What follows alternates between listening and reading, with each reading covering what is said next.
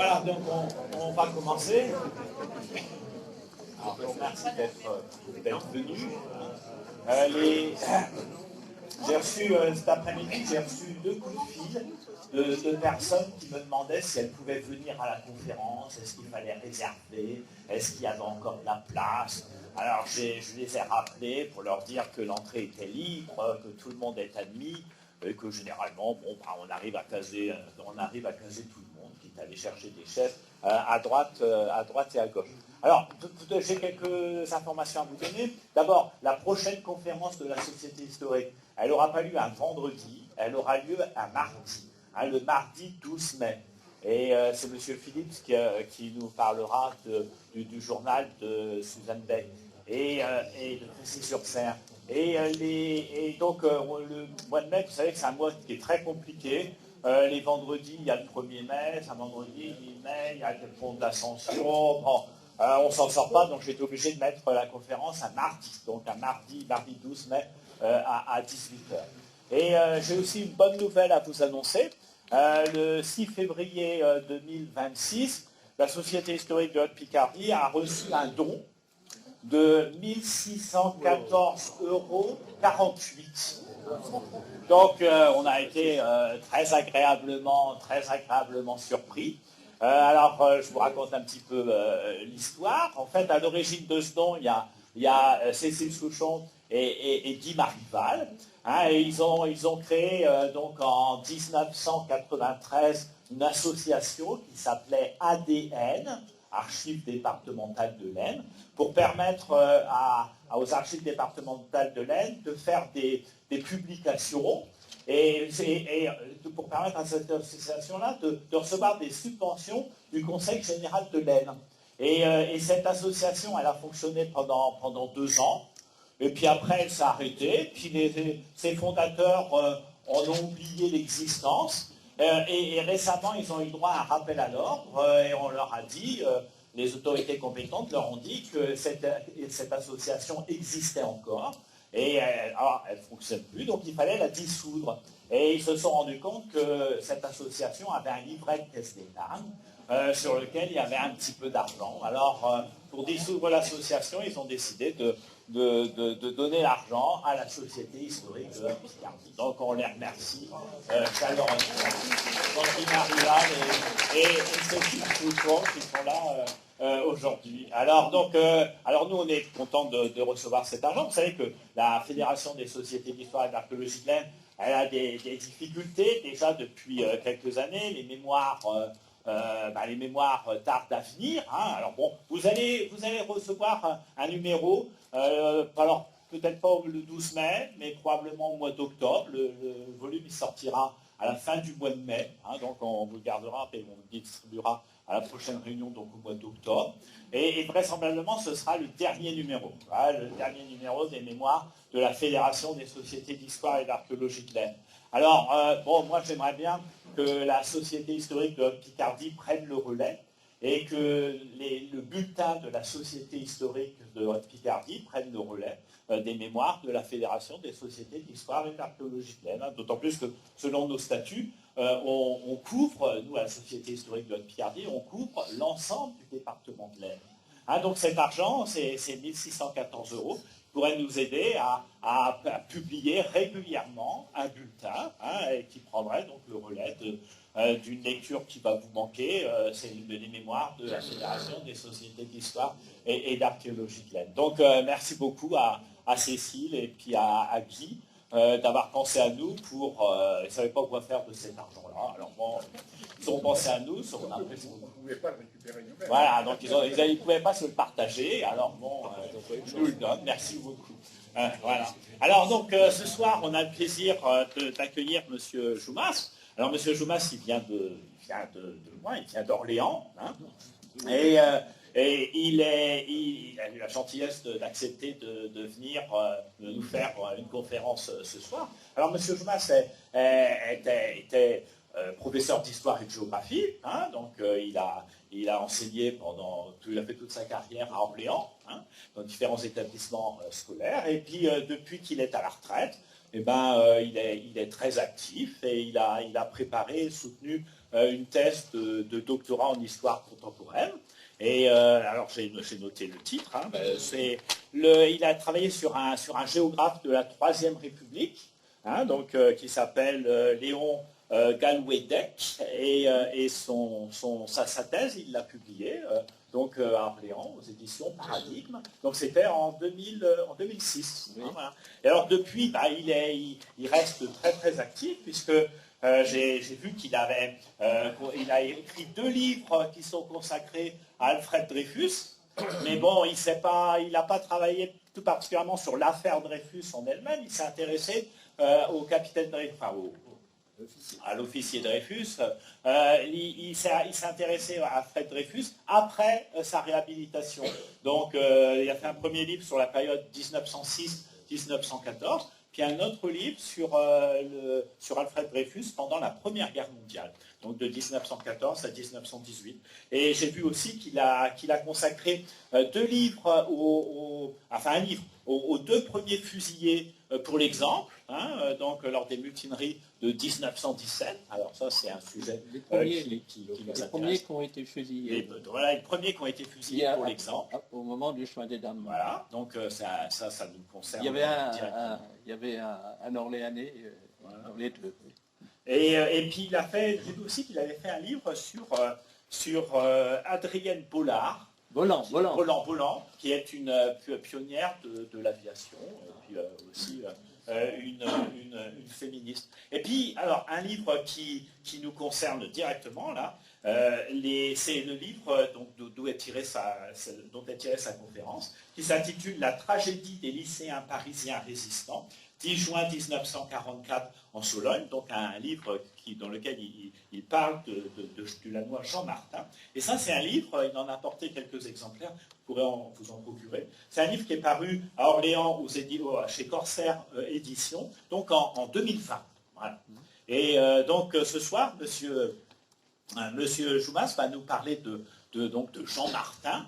Hein, alors, pour nous, c'est assez émouvant parce que on est nombreux à avoir connu la famille de Jean Martin. Et je me souviens en particulier de son frère, Jacques Martin, qui était assureur ici à Laon et qui était un très fidèle membre de la Société historique de Haute-Picardie. Hein, il venait très souvent aux réunions du temps de Claude Carême. Hein, et puis il venait avec son épouse. Donc ce soir, j'ai une pensée émue pour eux. Hein, et c'était des gens très sympathiques et puis des fidèles membres de notre association. Voilà, donc je remercie une nouvelle fois M. Joumas d'avoir fait l'effort de venir d'Orléans jusqu'à Laon. Et je lui laisse la parole. Oui, bonsoir à toutes et à tous. Merci au président de la Société historique pour son accueil. Merci à Guy Marival qui a fait l'intermédiaire. Donc, je vais donc évoquer cette tragédie. Pourquoi dans le mot tragédie? Eh bien, parce que c'est une opération qui est lancée par la Gestapo et qui va faire 58 victimes, dont 56 lycéens ou étudiants, et deux adultes qui les avaient accueillis. 41 ont été fusillés et 17 sont morts en déportation. Donc une vraie tragédie. Alors tragédie presque au sens classique du terme, on peut pratiquement appliquer à la tragédie la règle des 3 unités. Unité de temps, le 10 juin 1944. Tous les événements, sauf un, se passent le 10 juin. Entre parenthèses, vous remarquez sans doute que le 10 juin, c'est le jour d'Oradour. Des quelques 600 victimes d'Oradour-sur-Glane de la division d'Asreich. Unité de temps, donc 10 juin, unité de lieu, la Sologne. Ça se passe dans trois domaines de Sologne. Unité d'action, c'est la Gestapo d'Orléans, contre un réseau de jeunes résistants qui viennent des lycées parisiens. Alors, avant de dérouler les faits, bon, je vais d'abord évoquer Jean Martin, puisqu'il est l'une des victimes, ce jeune de Laon, donc, qui figure parmi les victimes. Alors, j'ai pu me documenter sur sa biographie grâce à un article de Madame Joëlle Tourbe, je pense qu'elle n'est pas là, hein, qui avait publié dans le bulletin de l'association des anciens élèves en 2017 toute une étude sur Jean Martin, une étude très détaillée. Également, un entretien de Jacques Martin que vous avez évoqué, qui avait été réalisé par mon ami Guy Marival. Et puis le livre également que la maman de Jacques Martin avait écrit, Mireille Brun-Martin, une artiste peintre de Laon, qui avait consacré donc à son fils un livre, le livre de Montjean, le titre Le livre de Montjean, ou la résistance d'un enfant de France. Alors, ce livre est paru en 1950, il est pratiquement introuvable. Hein. J'avais consulté et fait des photocopies à la Bibliothèque nationale de France. Je crois qu'on ne peut même pas le consulter à la médiathèque de Laon. Et donc elle avait écrit ce livre en 1950, et ce livre était paru aux éditions de Brunoff. De Brunoff, ça vous dit peut-être quelque chose. C'est l'éditeur de Vogue et c'est l'éditeur de Babar. Alors pourquoi de Brunoff? Eh bien parce que l'un des jeunes qui a été fusillé en même temps que Jean Martin s'appelait Pascal de Brunoff. J'avais reçu, d'ailleurs, vous voyez, classé, j'avais reçu une petite note quand le livre est paru de M. Jacques Martin, je l'ai toujours conservé. Et puis, j'ai consulté aussi son dossier de résistant, puisque tous ceux qui étaient affiliés à un réseau ont un dossier de résistant à Vincennes, au service historique de la Défense, et c'est sous la cote de ces résistants, la cote de GR-CSP. Alors, Jacques Martin, il est né à Laon, Jean Martin plutôt, est né à Laon le 7 novembre 1924. Il est le deuxième garçon d'une famille qui en comptera 4. Son aîné, c'est Jacques, c'est son aîné. Hein. Vous avez ici son acte de naissance, vous voyez comment aussi son décès. Et si on lit, eh bien, on voit que le père, était agent d'assurance, hein, et André Martin était agent d'assurance. Alors, il était agent d'assurance de la compagnie L'Abeille. Et son fils, d'ailleurs, Jacques, va travailler avec lui. Alors, c'est une famille très connue à Laon. Le grand-père de Jean Martin avait été adjoint au maire au moment de la guerre 14-18. Alors le père, André Martin, donc, comme je vous l'ai dit, comme c'est sur l'acte de naissance, était donc agent d'assurance. La famille est une famille très catholique, très très pratiquante. Hein. Et Jean Martin est d'abord élève de ce qu'on appelait les petites classes des lycées, les petites classes élémentaires, du lycée de garçons. Puis après, il fait ses études secondaires. C'est un très bon élève, très très bon élève. Il est reçu au baccalauréat avec mention baccalauréat littéraire en juin 1941. Et ce qui est intéressant, c'est qu'avec son frère Jacques, son aîné donc, ils avaient fondé au sein du lycée de garçons, ils avaient fondé une section de la jeunesse étudiante chrétienne, la GEC.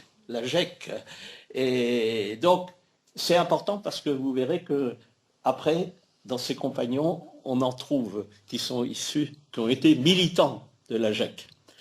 Alors, le 11 novembre, détail intéressant, le 11 novembre 1940, toute la famille n'a pas hésité à aller fleurir, à aller déposer des fleurs au monument aux morts de Laon, bravant ainsi l'interdiction des Allemands. Les Allemands avaient interdit partout en France les manifestations le 11 novembre face au monument aux morts. J'y reviendrai tout à l'heure à propos d'une autre affaire.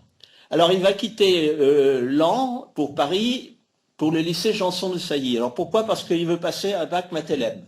Il veut pas, qu'on ne devait sans doute pas préparer au lycée de Laon, car il souhaite intégrer Saint-Cyr, préparer le concours de Saint-Cyr. Il est reçu à Math-LM en 1942 et il va intégrer un lycée catholique qui avait une renommée pour la préparation de Saint-Cyr, c'est-à-dire le lycée Stanislas. Lycée Stanislas, c'est un lycée prestigieux catholique. Alors, le frère aîné, Jacques, celui que certains ont connu, qui était né en 1923, il travaille, lui, avec son père, déjà, à l'agence d'assurance. Et lui intègre déjà un réseau de renseignement de la résistance, Jacques. Donc Jacques aussi a été résistant. Il était dans le réseau Béarn. Alors je ne sais pas s'il y a des spécialistes dans la salle du réseau Béarn. Alors, ce que j'ai lu, c'est que c'était un réseau de renseignement qui, dans Picardie et à Laon en particulier, recueillait des renseignements sur les aérodromes allemands, sur le mouvement des avions allemands. Alors Jean va suivre l'exemple de son aîné et semble-t-il qu'il aurait voulu, même au cours de l'été 1943, gagner Londres. Ah ouais, mais il ne va pas réussir et il va, par contre, intégrer le réseau parisien des étudiants qui s'appelle Vélite Thermopyle. Vélite Thermopyle, en référence naturellement à l'Antiquité, Vélite, Antiquité à la fois latine et grecque. Donc avec ses camarades, ses copains du lycée Stanislas. Alors les deux frères, même les quatre, sont très gaullistes. La mère aussi, ce qui déplaît fortement au père. Alors, dans son interview, dans son entretien, Guy Marival avait relevé les phrases de Jacques Martin. Voilà, je vous lis. À la maison, les quatre fils et la mère étaient gaullistes. Cela faisait des discussions épouvantables avec mon père, ancien combattant de 14-18, qui avait fini la guerre comme lieutenant d'aviation et qui avait une véritable vénération pour Pétain. Donc, vous voyez, au départ, les enfants ne sont pas d'accord avec le père. Alors, il va donc... alors, au mois de mai 1944, Jean va passer les épreuves écrites de Saint-Cyr, concours de Saint-Cyr. Il sera reçu, mais il ne saura jamais d'ailleurs son succès, puisque se passeront après les événements. Et il ne passera même pas l'oral, parce que l'oral, compte tenu des événements après le débarquement et tout ce qui s'est passé, la libération, l'oral a été annulé.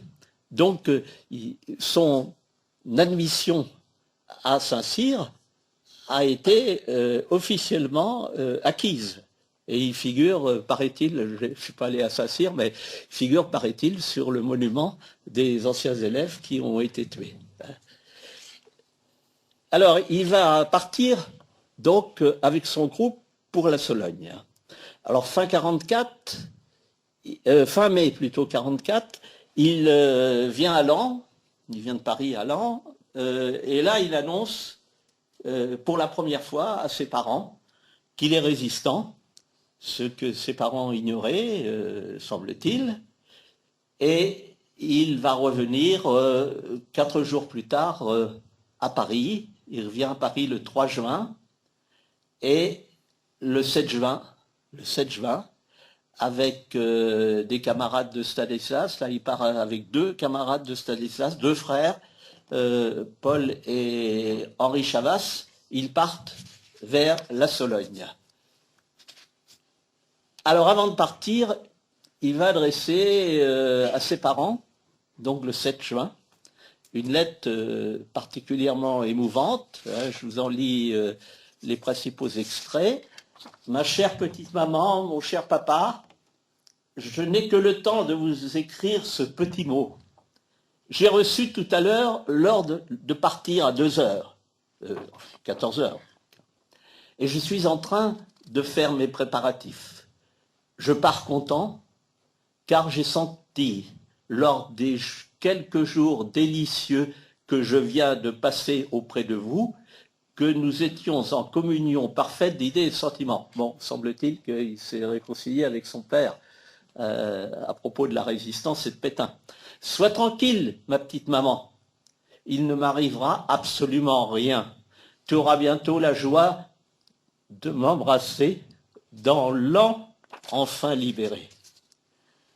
Je penserai beaucoup à vous tous dans les jours qui vont suivre, mais je ne pourrai sans doute pas vous écrire.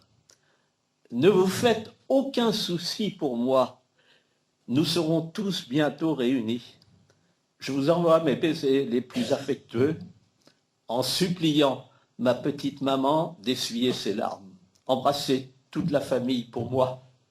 Courage. Signé Jean. Alors vous voyez, donc cette lettre particulièrement émouvante qu'il envoie à sa famille. Alors, pourquoi ces jeunes vont partir vers la Sologne? Pourquoi particulièrement la Sologne? Alors, il faut qu'on explique un peu l'enchaînement des faits, la constitution du corps franc, donc l'enchaînement des faits, et revenir plusieurs mois, voire 3 années en arrière. Alors, les lycéens donc, vont se mobiliser. À partir du 11 novembre, on revient au 11 novembre 1940. Donc, à Paris, les nazis occupent la ville depuis le 14 juin. Et la commémoration du 11 novembre est absolument interdite. Interdite par l'armée allemande. Donc, alors, malgré cela, et c'est absolument extraordinaire, il y a plusieurs milliers de lycéens, entre 4 et 5 000, disent les rapports de police, qui vont manifester et qui vont remonter les Champs-Élysées vers l'Arc de Triomphe. Alors, une manifestation particulièrement dure, durement réprimée.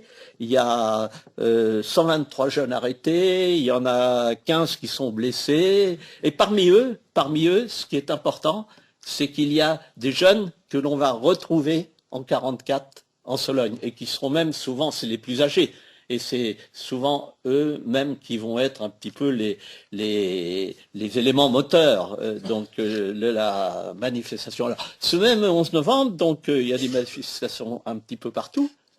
L'histoire de la famille Martin allant, malgré les Allemands, déposer une gerbe. Et donc, c'est le premier acte collectif et massif de la résistance. Et le seul acte collectif, public et massif de la résistance, eh bien, c'est l'œuvre des jeunes lycéens. 4 à 5 000 personnes, imaginez. Hein. Alors ça va conserver une valeur symbolique, une grande valeur symbolique durant toute l'occupation. Et donc, comme je vous l'ai dit, plusieurs jeunes donc, qui étaient concernés, qui vont être concernés par les affaires du 10 juin 1944, les affaires de Sologne, avaient participé au 11 novembre 1940. Ils avaient été, certains, incarcérés même, hein, 2 légèrement blessés. Alors l'élan de résistance à partir de là est lancé chez les jeunes. La répression va être très très dure. Il y a une grosse surveillance policière des lycées. Et il y a des groupes qui se constituent maintenant dans les lycées parisiens. Alors, une des premières actions de la Gestapo qui a été dramatique, c'est le lycée Buffon, où il va y avoir 5 jeunes qui vont être arrêtés en juin 42 et qui vont être fusillés 8 février 1943. Alors, à partir de 42, le mouvement se structure de plus en plus, hein, la résistance s'amplifie, et il y a un corps franc qui s'appelle Liberté, hein, qui se forme, qui recrute et qui intègre un réseau beaucoup plus vaste qui s'appelle donc le réseau Thermopyle Vélite, hein, donc par analogie aux soldats de l'Antiquité. Hein. C'est un réseau qui est dirigé au plus haut sommet là par deux très jeunes professeurs de l'école normale supérieure. Alors les jeunes qui s'engagent là, il y a beaucoup de jeunes de classes préparatoires, qui préparent HEC, Saint-Cyr, Polytechnique, école navale, et puis il y a aussi beaucoup d'élèves de terminale, des lycées, et puis quelques étudiants qui étaient rentrés dans le réseau en 42, 43 et qui, naturellement, en 44 se retrouvent étudiants première ou deuxième année d'études supérieures. Les jeunes ont entre 17 et 22 ans, hein, ceux qui seront tués en Sologne. Alors, en règle générale, en grande majorité, ce sont des jeunes issus de familles privilégiées. Bon, à l'époque, quand on faisait des études secondaires, voire études supérieures, bon, il fallait avoir les moyens financiers. Hein. C'était sans doute le cas de la famille Martin, qui avait sans doute une certaine aisance. Alors, ces jeunes, forcément, compte tenu de leur profil, là, ils étaient promis un bel avenir, hein, universitaire pour certains, professionnel pour d'autres. Alors, ces corps francs sont très structurés. Hein, par exemple, Liberté est divisée en 3 compagnies, elle-même divisée en 3 sections, bien cloisonnées. Hein, bon, c'est pour éviter naturellement les trahisons. Et ils s'entraînent à partir de 42, hein, au maniement des armes, la lecture des cartes d'état-major, les marches dans la forêt. Hein. Alors ils vont faire par exemple des exercices, clandestinement naturellement, des exercices de tir, forêt de Rambouillet, forêt de Chaville, forêt de Meudon. Alors, à la tête, il y a le chef du corps franc Liberté, s'appelle Philippe Vacrenier. Philippe Vacrenier, c'est un élève de classe préparatoire de Janson de Sailly. Alors, lui, c'est un jeune résistant de la première heure, hein, puisqu'il a organisé, il était originaire de Compiègne, et il a organisé, avec ses copains, il était en classe de troisième. Il a organisé une manifestation au monument aux morts de 14-18 de son propre lycée, donc à Compiègne. Ce qui a valu d'ailleurs au proviseur du lycée d'être arrêté et d'être suspendu de ses fonctions. Donc vous voyez, quelqu'un qui vraiment c'était pas un résistant de la dernière heure, hein. Alors, les lycéens qui s'engagent, comme Jean Martin, sont souvent issus du mouvement de jeunesse. Alors, je vous ai cité la jeunesse étudiante chrétienne. Il y a les scouts de France, beaucoup. Ouais. Il y a les éclaireurs de France, également. Alors, Philippe Vacrenier, par exemple, lui, il est éclaireur de France. Hein.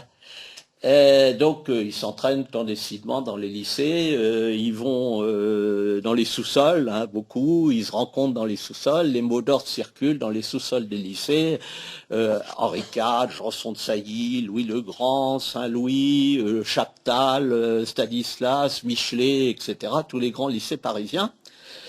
Et donc, comme je vous l'ai dit, ils s'entraînent à tout un tas de choses pour être prêts, car tout le monde attend, en 44, le débarquement. et ils savent qu'ils devront être prêts pour le débarquement, et ils savent qu'ils doivent gagner, ils vont savoir rapidement qu'ils doivent gagner la Sologne. Alors Philippe Vacronier, voilà une autre photo. Malheureusement, enfin heureusement plutôt, je veux dire pour lui, il n'a pas été, il n'est pas parti en Sologne parce que il y avait déjà des informations qui étaient apparues à la Gestapo et à la milice à Paris, et 3 jours auparavant, 3 jours donc avant le départ, le 7 juin, il est arrêté. Il aurait dû être déporté, il a été dans un train de déportation au mois de juillet 1944, mais le train a été bombardé et il a réussi, il était légèrement blessé, il a réussi à s'échapper. Et il a d'ailleurs gagné, après, il a réussi à gagner, il est revenu au mois d'août, il a participé à la libération de Paris. Après, il a fait une longue carrière de géologue au bureau de recherche géologique et minière. Il est décédé il y a quelques années, et on le voyait régulièrement. La photo a été prise aux cérémonies qui ont lieu chaque année. Alors, le 6 juin, donc, message codé à Radio Londres, les carottes sont cuites, les dés sont sur le tapis, la lune est pleine d'éléphants verts, etc. Bon, c'est le jour J, et les lycéens vont donc, dans les heures qui suivent, dans les jours qui suivent, vont donc quitter Paris pour la Sologne. Alors, pourquoi la Sologne? Eh bien, il y a l'objectif des Alliés. Alors, les Alliés, après le débarquement, c'est de progresser le plus rapidement vers la capitale, vers Paris, parce que libérer Paris, naturellement, ce serait un symbole. Alors, l'objectif des Allemands dans cette affaire, eh bien, c'est naturellement de faire échouer le débarquement, de faire échouer cette marche des Alliés vers l'intérieur du pays. Et donc, les Allemands vont ramener des renforts qui étaient au sud et qui étaient au centre de la France. Alors, c'est au cours de cette remontée des troupes allemandes qu'il y a Oradour. La division d'Asraech donc remonte vers la capitale, et puis donc l'épisode d'Oradour, 642 habitants fusillés ou brûlés vifs, un drame effroyable, donc le 10 juin, le même jour que celui de Sologne. Alors l'objectif maintenant des résistants français, c'est de perturber naturellement le plus possible la remontée des troupes allemandes vers le nord, celles qui étaient stationnées au centre et au sud de la France. D'où des combats de harcèlement à engager, d'où des sabotages des ponts, sabotage des trains pour perturber les troupes allemandes. Et alors, pour ce faire, donc, la résistance va renforcer ses maquis. Et ainsi, donc, les jeunes dont il est question vont donc être regroupés dans des propriétés ou des fermes de Sologne pour y recevoir leurs armes et ensuite se diriger vers un maquis du réseau Vélite Thermopyle, qui est situé en Corrèze, à Neuvic-du-Sel. Alors je vous ai fait une carte très, très schématique, Donc vous voyez Paris, vous voyez la Beauce, où les choses vont se passer aussi. Vous avez en particulier une commune qui s'appelle Bazoches, et La Ferté, donc autour de La Ferté, la Sologne. Et puis vous voyez les distances. Donc Paris, La Ferté, Saint-Aubin, 150 km. Paris, Neuvic-du-Sel, 500 km. Voilà, donc ils avaient 500 km à faire avec cette étape donc en Sologne. Et où il devait rester quelques jours. et quelques jours avant le parachutage des armes. Parce que dans toutes les opérations qui vont être menées contre eux, ils n'ont pas d'armes. Le parachutage n'a pas encore eu lieu. Alors, ça avait été préparé, l'opération, aux vacances de Pâques. Vacances de Pâques d'avril 1944, des jeunes du réseau, dont Vacrenier, étaient venus en Sologne et avec les résistants locaux, ils avaient mis au point donc des lieux de rassemblement, des fermes, des propriétés où les jeunes auraient été disséminés, parce que naturellement vous comprenez ils sont 200 environ dans le réseau. Vous comprenez qu'il ne faut pas naturellement qu'ils soient tous au même endroit. Alors il y avait 9 fermes au total. 9 fermes au total qui avaient été définies. Bon, c'est celles qui sont encadrées là. Hein, alors, il y a celles où il va se passer donc les événements, le Bi, près de la Ferté-Saint-Aubin, le Grand Bois et le Cerbois tout à fait au nord-est, où Jean Martin donc sera concerné. Alors, Jean Martin et ses deux amis Henri et Paul Chavas partent de Paris à bicyclette, près de la route d'Orléans.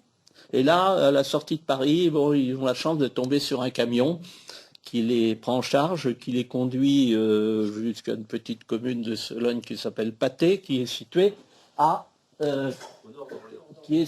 donc, je remets là en arrière, voilà. Ah bon, je peux pas, il veut pas. Bon, enfin, ça fait rien. Qui est situé donc, et de là, donc, ils vont gagner une autre commune dont ils avaient le nom et une adresse, où ils vont être hébergés. Ah, ils bloquent. Qu'est-ce qui se passe? Il ne veut pas me passer la suite.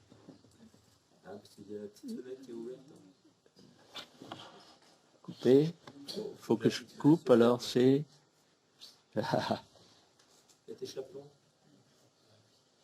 Coller.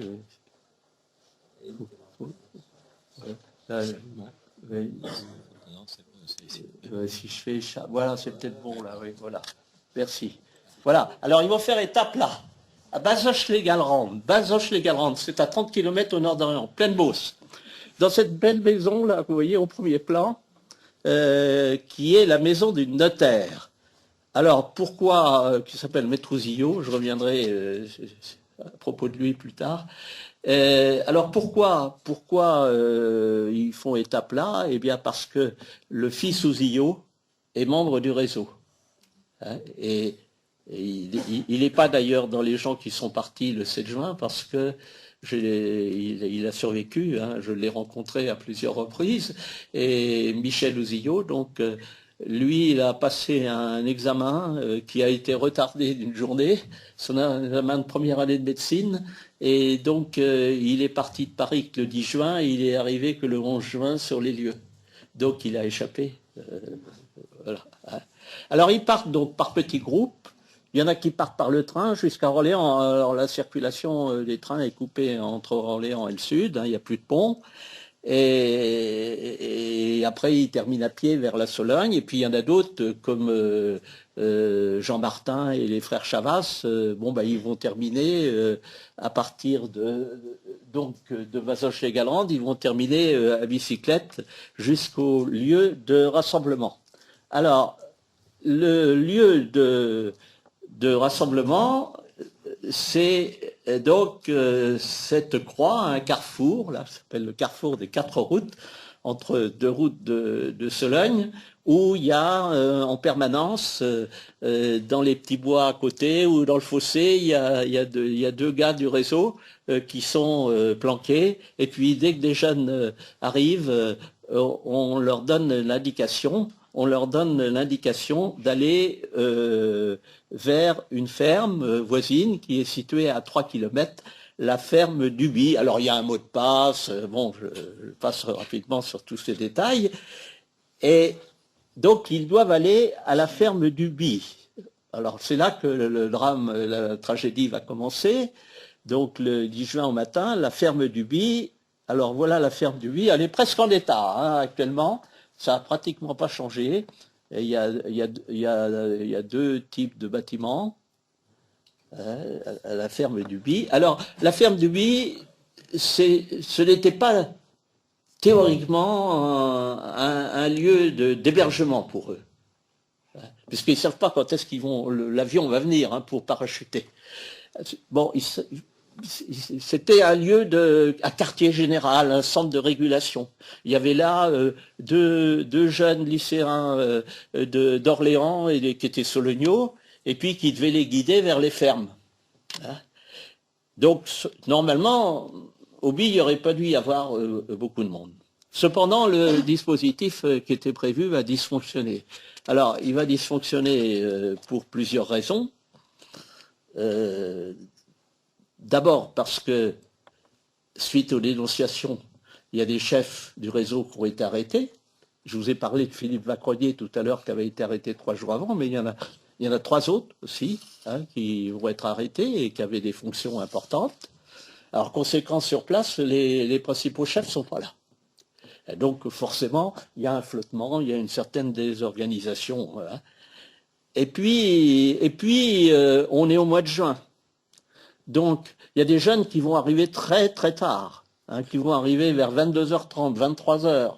Bon, on commence à faire nuit, et bon, on ne peut pas les emmener passant par les petits chemins de Sologne. Donc, ils décident, il y avait vraiment un très gros groupe qui est arrivé, ils décident qu'ils resteront au BI. Et là, eh bien, là, c'est la tragédie qui commence. Le 10 juin, donc, à 5h du matin, la ferme du BI est encerclée. Les jeunes sont pris dans leur sommeil. Ils n'ont pas d'armes puisque le parachutage n'a pas eu lieu. Ils sont arrêtés, ils sont fouillés par les agents français. Il y a beaucoup d'agents français. Hein. Il y aura 8 agents français qui seront concernés par plusieurs reprises. Les agents allemands de la Gestapo, puis quelques soldats de la Wehrmacht qui renforcent donc le groupe allemand, le groupe nazi. Alors ils vont être conduits dans les bois, sur place, là, dans les bois il y a une grande propriété au BI. Tous les ans, il y a des cérémonies. Va avoir lieu cette cérémonie le 12 juin, je crois que c'est le dimanche, là. Et ils vont être fusillés par groupe de 6 ou 7. Et on relèvera au BI 29 cadavres. 29 cadavres. Alors, il y aura 3 survivants quand même. Un premier qui s'est caché dans les bottes de foin au fond d'une grange. Un deuxième qui, au moment de la fusillade, n'a pas été atteint. Il a fait le mort. Et quand il y a eu, et deuxième chance inouïe pour lui, quand il y a eu le coup de grâce, il l'a reçu dans l'épaule et donc il a été très très légèrement blessé. Et bon, il a fait le mort après. Et après, une fois que les Allemands ont été partis, il a réussi à gagner les bois et à gagner une commune voisine où il a été soigné. Et puis le troisième, c'est un traître. C'est André Parent. C'était un jeune du lycée Condorcet, agent de la Gestapo de Paris et qui était infiltré dans les corps francs. Alors il y a des gens qui ont dit les jeunes, ils étaient légers et tout ça, mais vous savez bien que dans tous les groupes de résistance, il y a eu des traîtres, il y a eu des agents infiltrés. Et... Bon. Alors au moment où tous les jeunes sont réunis avant d'être fusillés, lui, bien sûr, il va se faire connaître au commando nazi en montrant sa carte de la Gestapo parisienne. et il va être mis donc à l'écart. Bon. Voilà, donc pour les jeunes du BI. Alors, le drame n'est pas terminé. Deuxième acte, l'après-midi, Serbois. Serbois, alors c'est là que Jean-Martin va être concerné. Au BI, les jeunes ont été fouillés. Ils avaient des cartes d'état-major. Il y avait des noms de fermes qui étaient entourées. Et donc les Allemands ont vu que la ferme de Serbois, la propriété de Serbois, était entourée. Et puis Parent a donné des renseignements. Aussi le traître a donné des renseignements à la Gestapo. Alors l'après-midi, donc sur la propriété de Serbois, 12 km à peu près du BI, sur la commune de Marcilly, là ils sont 15 jeunes du lycée Stanislas qui sont hébergés dans une dépendance de la propriété, c'est un château, le château de Serbois, descendant de la propriété qui appartient à une famille, la famille Delabeau, et il se trouve que Jean Delabeau, le fils de la châtelaine, c'est l'un des chefs du réseau de Sologne, le réseau Vengeance. Alors, il y a un maquisard, un résistant de la Ferté qui est passé à travers Bois pour essayer de prévenir. Il y en a d'autres qui sont allés prévenir d'autres fermes. Et malheureusement, il va arriver trop tard. Et il va arriver, les jeunes sont encerclés. Et donc, ils ne peuvent pas se défendre parce qu'ils n'ont pas d'armes. Et on leur fait traverser la route départementale proche. Et ils sont conduits dans une clairière à 500 mètres de la route où ils vont être fusillés. Et les corps affreusement mutilés, dont Jean Martin. Troisième épisode, Grand-Bois, le soir, 10 juin. C'est une propriété donc à Ménestraux en Villette. Voilà la propriété actuelle. Et voilà une carte postale ancienne. C'est une propriété qui appartient à un industriel parisien, Marcel Varin. Alors, le commando arrive vers 19h, les jeunes sont surpris, ils n'ont pas été prévenus là, ils sont une vingtaine, il y en a quelques-uns qui réussissent à s'échapper, mais les Allemands en arrêtent 18 et ils arrêtent le propriétaire, Marcel Varin. Alors, contrairement aux deux premiers groupes, ils ne vont pas être fusillés. Parce que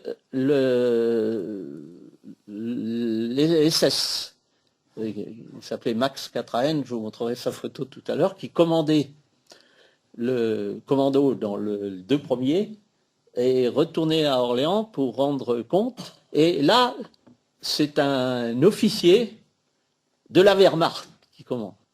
Un officier de la Wehrmacht. J'ai jamais retrouvé son nom, mais paraît-il que c'était un officier qui avait fait la guerre de 14, vieil officier donc. Et il y a toujours des agents, avec les soldats, il y a toujours des agents français de la Gestapo. Et qui, eux, disent, on a fusillé les autres, ceux-là, il faut les fusiller. Alors, il y a toute une discussion très vive qui s'engage entre l'officier allemand et les agents français de la Gestapo. Et finalement, c'est l'officier allemand qui a gain de cause, qui est logique, hein, compte tenu de la hiérarchie, et il les transfère à Orléans, à la prison, pour les faire interroger, et puis de là, malheureusement, pour la grande majorité d'entre eux, ils seront donc déportés, et ils vont être déportés dans le convoi, le pire des convois, celui qu'on a appelé le convoi de la mort, hein, du 2 juillet, qui est parti le 2 juillet 1944, par une chaleur torride, et ils sont entassés dans les wagons. Et par exemple, Marcel Varin, le propriétaire qui les avait accueillis va mourir dans un wagon étouffé. Et les jeunes, bon, ils sont envoyés vers Dachau, et il y en aura sur les 18 qui ont été arrêtés, il y en a 15 qui mourront en déportation. Mais il y en a 3 qui seront là pour témoigner ce qui s'était passé. Et ils témoigneront au moment, naturellement, des procès. Ce qui s'est passé entre les gestapistes français et puis cet officier allemand. Alors, ce n'est pas encore tout à fait terminé, parce que le 11 juin, à Bazoches-les-Galandes, là où ils avaient fait étape précédemment, le traître André Parent, il a révélé aux gestapistes français, il leur a révélé le nom de l'hébergement intermédiaire, ceux qui descendaient à vélo, là, chez le notaire. Et donc, le 11 juin, les gestapistes vont chez le notaire, ils arrêtent le notaire, donc Maître Oussillot, le voilà, Henri Oussillot. Alors c'était quelqu'un qui était très très engagé dans la résistance. Il était membre de 2 réseaux, le réseau Vengeance, et il était membre du réseau Libération Nord, un gros réseau. Hein. Alors, en tant que notaire, bien sûr, il connaissait parfaitement les terrains isolés et discrets. Et c'était lui qui, pour la région, s'occupait de trouver des terrains pour les parachutages, pour l'atterrissage des avions venus donc de Londres. Hein. Et en particulier, c'est lui qui s'était occupé de donner les informations pour le terrain qui aurait dû être balisé, sans doute le 11 ou le 12 juin, où les armes auraient été parachutées. C'est lui qui s'en était occupé. Alors, il sera déporté, et le 15 juillet 1944, il mourra au camp de Bergen-Belsen, donc en décembre 1944. Donc vous voyez, il y a deux adultes, enfin lui il était notaire, 2 propriétaires donc qui ont été concernés. Alors revenons aux lycéens. Alors il y en a donc 41 fusillés, 18 déportés, 15 qui meurent dans les camps, donc 56 victimes. Alors on estime qu'il y en avait, compte tenu des examens et tout ça, on estime qu'il y en avait 150 à 200 qui étaient partis pour la Sologne. Et ceux donc, qui ont été épargnés, ils étaient dans les autres fermes et ils ont été prévenus par les résistants locaux dès qu'il y a eu les événements, naturellement, d'Ubi et de Cerbois. Alors certains ont rallié les maquis de Sologne, certains ont rallié les maquis de la forêt d'Orléans, d'autres, dont Michel Ouzillot, sont montés. Alors Michel Ouzillot, lui, il est arrivé le 11 juin, il est arrivé à 2 km d'Ubi, et il y a un agriculteur, Sologno, qui l'a intercepté, qui lui a dit surtout, va pas au Ubi, tous tes copains sont morts. Voilà. Alors après, il est remonté sur Paris, il a participé à la libération de la capitale. Et il y en a un autre aussi qui est très connu, qui aussi a été prévenu aussi par un Sologno, c'est Alphonse Boudard, l'écrivain. Alphonse Boudard qui a écrit un texte, enfin qui a écrit un roman sur ce propos, à ce propos qui s'appelle Les combattants du petit bonheur. Les combattants du petit bonheur. Alors, après cette relation des faits, hein, vous voyez, qui sont vraiment, c'est terrible. Alors voilà la plaque à l'honneur en mémoire de Henri Oussillot.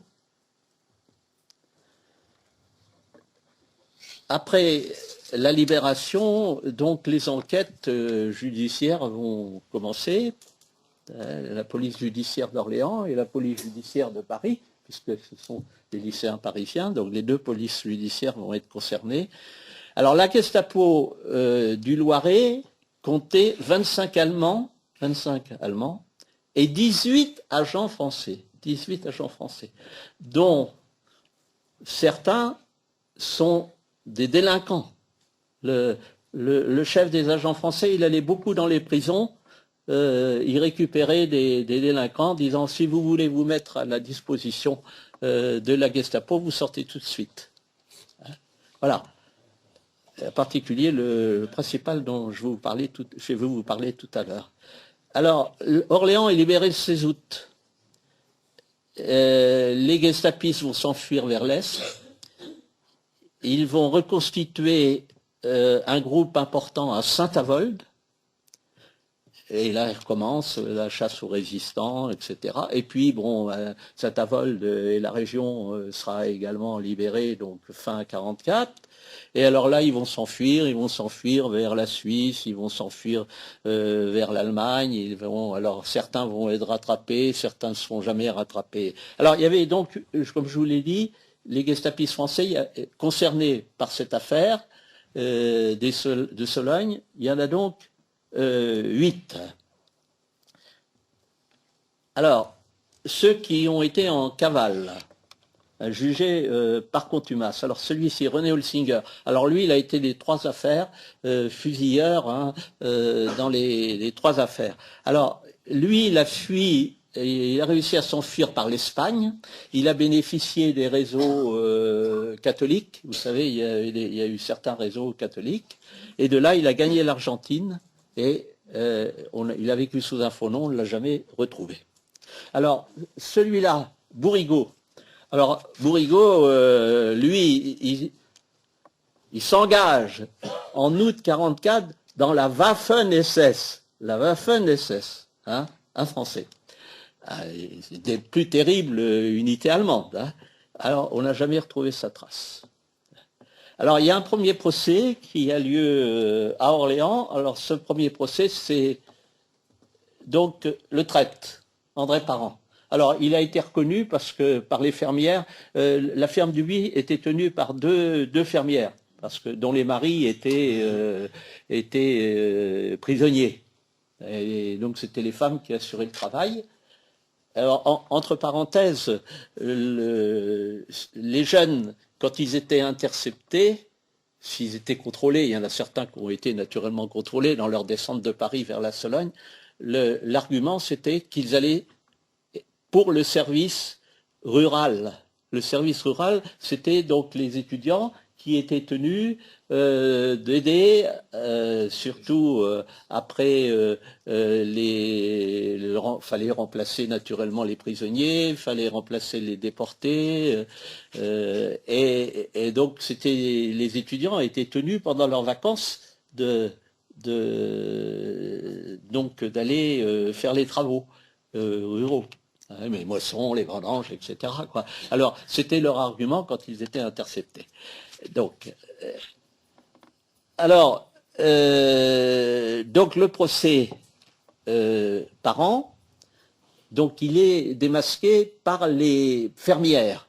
Les fermières avaient remarqué ce jeune là qui était mis à l'écart, elle n'avait pas bien compris pourquoi, et qui avait une chevelure très très blonde, très très blonde. Alors, André Parent, il va être jugé les 25 et 26, 45, condamné à mort et fusillé. Alors bon, son argumentation, je vous la donne, c'est qu'il était, bon, c'est vrai qu'il était, par rapport à certains autres, il était d'une famille beaucoup plus modeste, et donc par rapport à ses copains, il n'avait pas d'argent, et il fréquentait beaucoup les maisons de prostitution, et donc pour aller fréquenter les maisons de prostitution, eh bien, il lui fallait de l'argent et il était allé chercher l'argent à la Gestapo. Voilà, pour Parent. Deuxième procès qui va se tenir, alors beaucoup plus important, qui va être du 16 au 23 juillet, donc d'autres qui étaient aussi dans le commando sur place, il y en a un qui va être condamné à 7 ans de prison, un autre aux travaux forcés à perpétuité, mais surtout celui-là.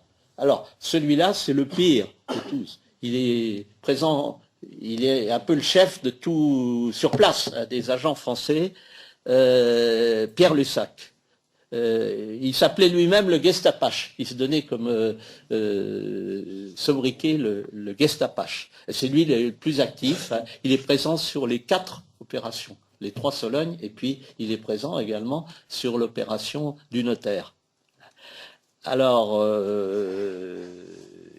il était concerné aussi par 47 exécutions depuis son entrée à la Gestapo d'Orléans en octobre 1943, jusque-là. Il était 47 exécutions contre des juifs, contre des résistants. Alors lui, naturellement, il a été, vous pensez bien, condamné à mort et exécuté fin novembre 1946. Alors troisième procès qui a concerné sa femme, fin décembre 1949, sa femme avait réussi à s'enfuir. Alors Lussac, je reviens quand même sur Lussac, il s'était enfui en Italie. Lui, c'est un délinquant. Il avait déjà été condamné plusieurs fois et on l'avait fait sortir justement pour entrer dans la Gestapo. Et il est parti vers l'Italie et il s'est mis au service de l'armée américaine d'occupation comme chauffeur. Et puis ses actes de délinquance sont repris. Il a volé des choses aux Américains et les Américains l'ont coffré et puis ils l'ont remis naturellement aux Français parce qu'il était naturellement particulièrement recherché. Alors donc un troisième procès qui a concerné sa femme en 1949, qui avait vécu sous un faux nom, et puis le quatrième procès bien plus tard, François Réméringer. Alors François Réméringer, c'est le chef de tous les gestapistes français pour toute la Gestapo d'Orléans. Alors lui, c'est un intellectuel qui parle 4 langues. Il avait pris la nationalité allemande. Il était originaire de Lorraine et il avait pris la nationalité allemande. Alors il a été longtemps en cavale. Il a été en cavale en Algérie et il était, et curieusement, en Guinée. Et en Guinée, comme c'était un type très instruit, qui avait sans doute pas mal de compétences administratives et autres, et il s'est mis au service de Sékou Touré, le chef d'État guinéen, qui, vous savez, était en relation en franc avec le général de Gaulle. Et il avait été condamné 2 fois à mort par contumace, en 1950 et 1953, et il s'est fait arrêter parce qu'il allait représenter la Guinée à une conférence internationale à Genève. L'avion a eu une avarie et a atterri en France. Alors, naturellement, comme il était recherché en France, donc procès. Alors on est en 61, hein, on est en 61. Donc, ce ne sont pas les mêmes conditions qu'en 45-46, lors des procès. Eh bien, il va être condamné à mort, mais De Gaulle va le gracier immédiatement. Et même mieux, il va être condamné finalement qu'à 4 ans de prison. Comme il avait fait un peu de préventive, il va sortir très très rapidement.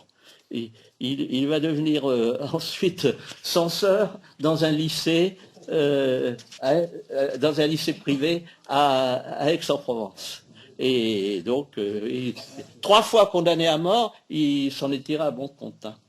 Alors maintenant, on en arrive au Gestapo, au SS allemand. Alors, ces gestapistes allemands, ils sont impliqués dans pas seulement l'action des lycéens, hein, il y a plein d'autres actions, bien sûr. Hein.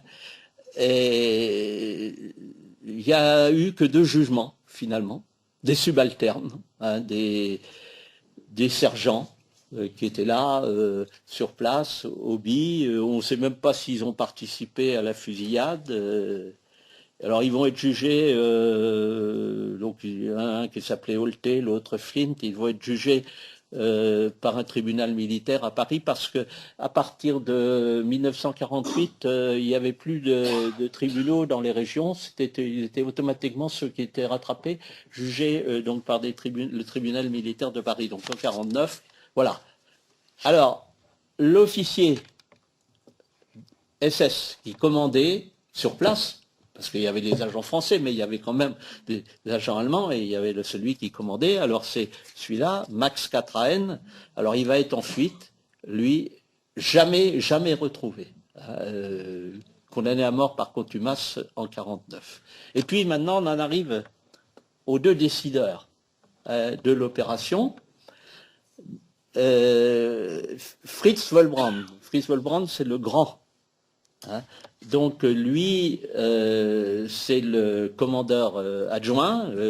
Il est très souvent concerné. Il a en particulier, c'est une parenthèse, mais pour cerner ce qui a été fait donc, par les nazis, vous savez peut-être que dans le Loiret, on a les camps, il y a eu des camps d'internement des Juifs.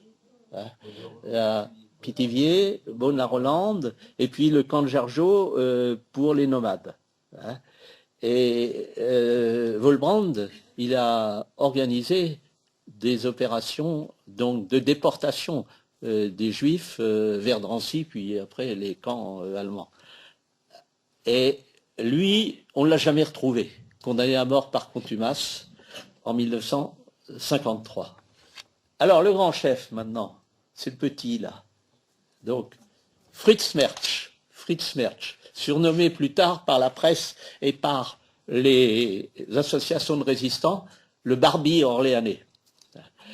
Alors, le massacre de Sologne s'est déclenché avec son accord. Il y a eu des témoignages des gendarmes de La Ferté, les coups de fil donnés par Quatrain et par Lussac, donc au siège de la Gestapo à Fritz Mertsch. Donc c'est Fritz Mertsch qui a donné le feu vert.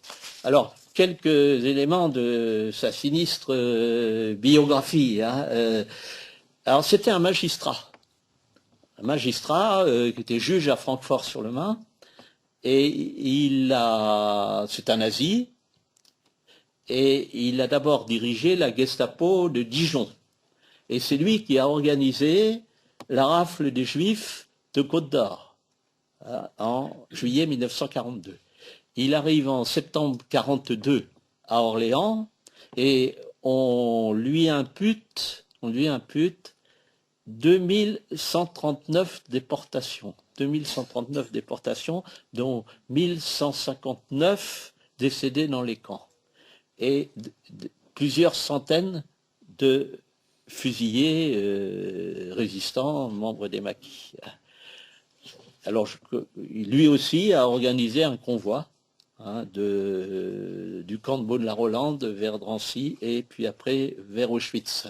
Et il a été le responsable de une des dernières opérations nazies qui ont été menées, c'est dans le sud du Cher, contre des Juifs du département du Cher, qui ont été arrêtés et qui ont été massacrés dans une ferme déserte, la ferme du Puy-Guéry, au sud de Bourges. Alors après la guerre, Mertsch est revenu à Francfort. Et il se trouve que Francfort était dans le secteur américain. Vous savez qu'après la guerre, il y a eu 4 secteurs d'occupation. Français, américains, britanniques et soviétiques. Donc Francfort-sur-le-Main était en zone d'occupation américaine. Et il revient là, dans cette zone. Et la guerre froide va commencer bientôt. Alors, les Américains, ils avaient besoin d'anciens nazis pour en faire des espions. Et lui, naturellement, en tant que magistrat, il était très introduit dans des réseaux très, très influents. Alors, les Américains donc, vont en faire un agent de renseignement, vont en faire un espion, et ils vont le faire dénazéifier. Il a été dénazéifié officiellement par les Américains, Fritz Mertsch. Alors, il prend une retraite après, et il dirige une revue, une grande revue allemande de juridique, puisqu'il était magistrat. Il s'appelle l'Hebdomadaire juridique. Et donc, vous voyez, c'est un homme qui apparaît en pleine lumière, en quelque sorte. Alors, il est recherché par les autorités françaises il y a une mission officielle qui est confiée par la ville d'Orléans à Klarsfeld, Serge Klarsfeld et à sa femme, ce qui voudra d'ailleurs un moment à Klarsfeld d'être arrêté.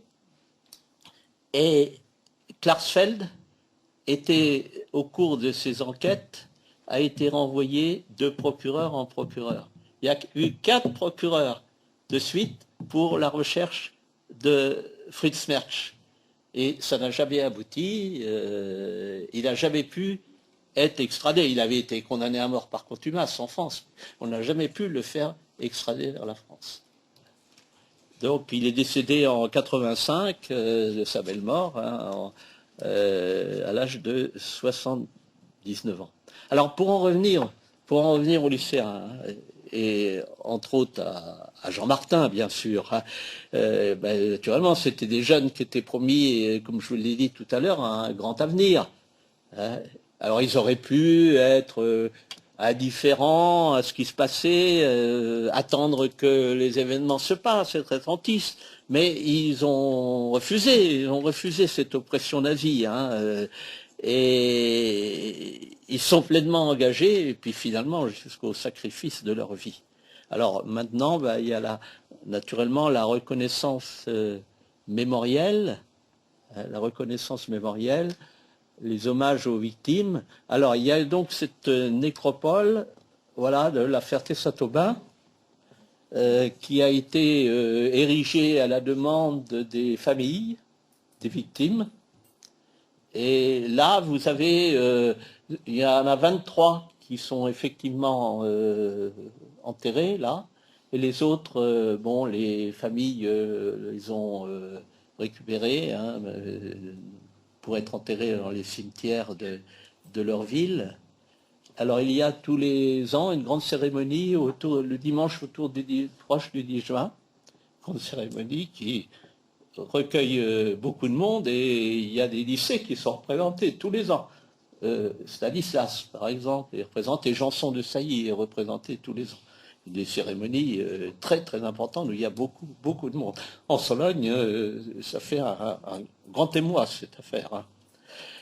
Hein. Alors, il y a là, vous voyez là les 12 qui sont devant, ce sont les 12 qui vont être donc fusillés au Cerbois, les 12 de Stanislas. Alors sur les 15 qu'ils étaient, il n'y en a que 12 qui ont été fusillés, parce que les 3 autres, alors il y en a un qui était parti remercier la châtelaine de l'accueil, et il y en a 2 autres qui étaient partis faire les courses, donc qui ont échappé. Et alors il y en a donc 12 qui ont été fusillés. Et voilà, ils sont regroupés hein, par ferme. Hein. Alors voilà la tombe de Jean Martin. Vous voyez à l'arrière, il y a la tombe de Chavas, les 2 frères Chavas. Je ne sais pas si vous voyez bien, non, pas assez luminosité. Juste à l'arrière, il y a la tombe des 2 frères qui étaient partis avec lui. Alors bon, il y a ce monument, donc c'est une nécropole nationale. Hein. Voilà ce qui est dédié là.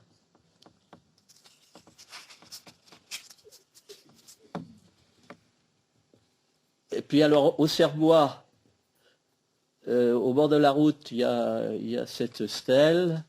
Dommage qu'il faudrait peut-être que on refasse un peu les lettres. Alors vous voyez sur la gauche, il y a un sentier qui part, et c'est ce sentier que les jeunes ont emprunté pendant 500 mètres pour aller dans une clairière. Voilà la clairière où il y a le monument.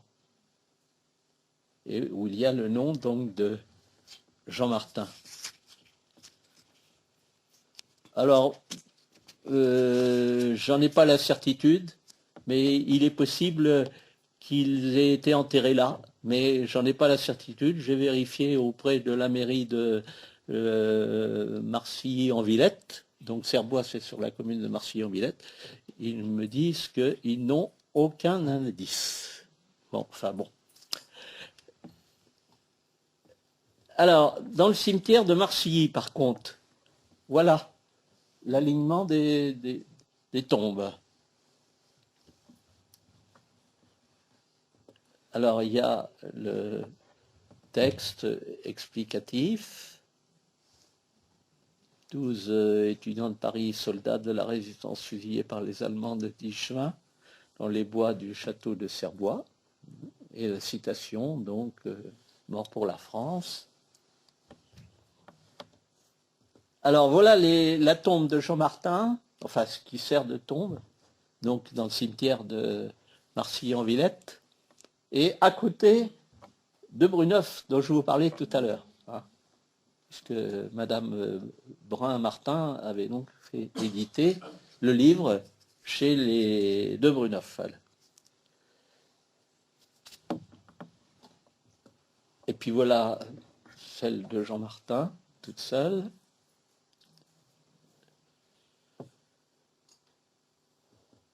Alors au lycée Stanislas, il y a une stèle également, voilà. Et les Chavas dont je vous ai cités, Jean Martin.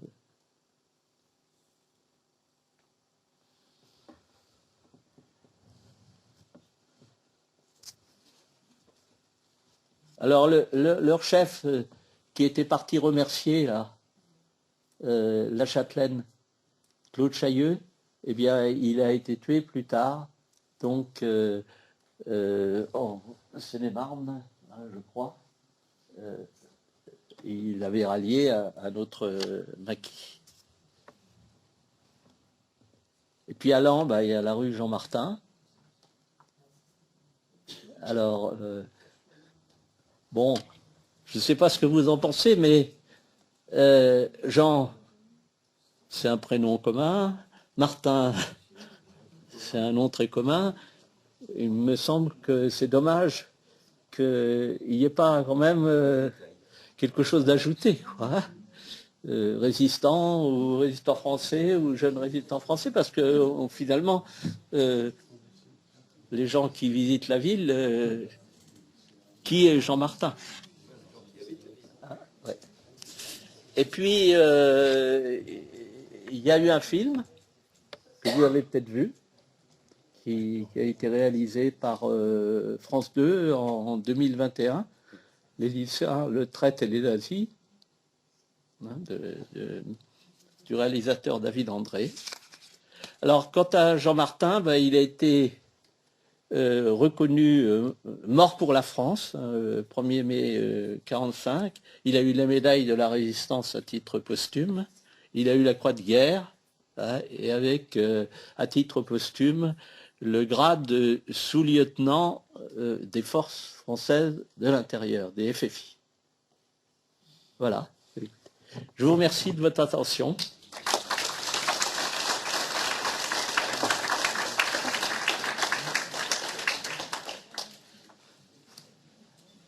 Monsieur.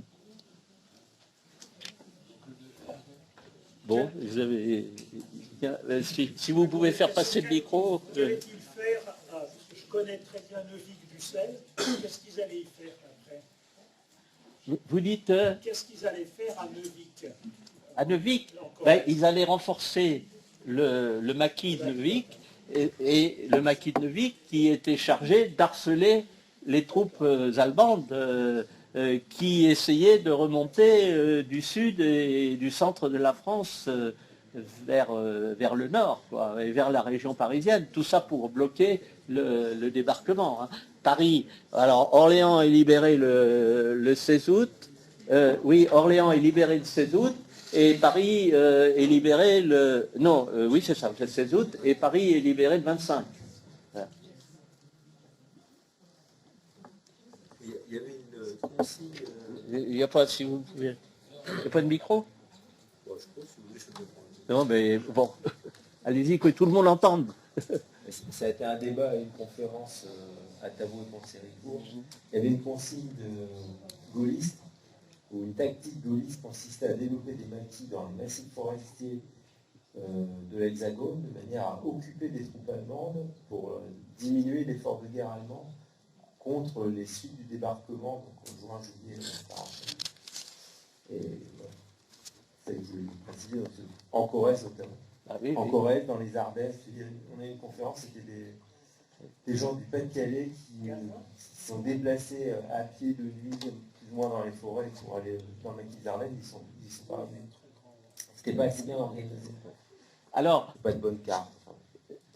pourquoi Neuvic Dussel? Eh bien parce que l'un des fondateurs et l'un des responsables du réseau, Mercier, et il était originaire de là-bas. Et son père était donc un militant très actif de la résistance. Et donc il y avait eu un accord, une entente pour que les lycéens viennent donc là-bas.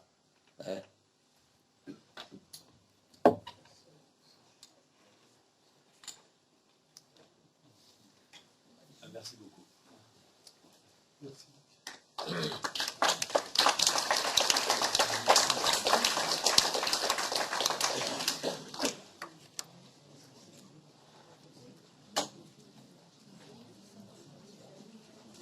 Bon, s'il y a d'autres questions, n'hésitez pas.